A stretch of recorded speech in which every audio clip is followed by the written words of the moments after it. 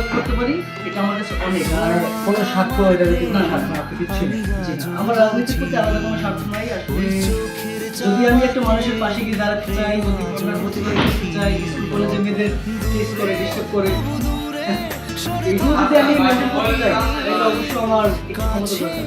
আর রাজনীতির পিছনে আমার আলাদা কোনো কারণ নাই। রাজনীতি আমি শুধু যেরকম রাজপথে করি না, আমার রাজনীতির ক্ষমতাটা আমি এই রাজ্য মানে এই যে আমাদের শহরটা, এই শহরে আমি ব্যয় করতে চাই মানুষের উপকারের কাছে। তো এগুলো আমার নিজের কোনো স্বার্থ নাই। আর রাজনীতি আমার ভালো লাগে এই কারণে যে আমি রাজনীতি থেকে এই জিনিসটা পাবো, আমি অন্যান্য প্রতিবাদ করতে পারবো, আমি সঠিক সময় মানুষকে হেল্প করতে পারবো, যার যেটা প্রয়োজন এই বিষয়ে যাতে আমি বুক উঁচু করে কথা বলতে পারি অন্যান্য প্রতিবাদের ব্যাপারে। এই জন্য আমার রাজনীতি করার বড় আগ্রহ। সো আমি যখন প্রোগ্রাম করি, আমার প্রোগ্রামে 300-400 প্রোগ্রাম আসে। সো এটা আপনারা জানেন অবশ্য।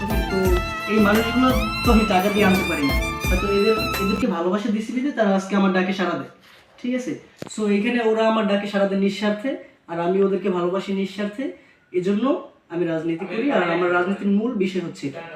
ধন্যবাদ ভাইয়া। থ্যাংক ইউ ভাইয়া, আপনার মূল্যবান সময়টা নষ্ট করার জন্য আমি রিলি সরি। আচ্ছা, কোনো ঠিক ব্যাপার আছে, না। আর যদি আবার কখনো দরকার পড়ে অবশ্যই আসবে। Thank you. আসসালামু আলাইকুম।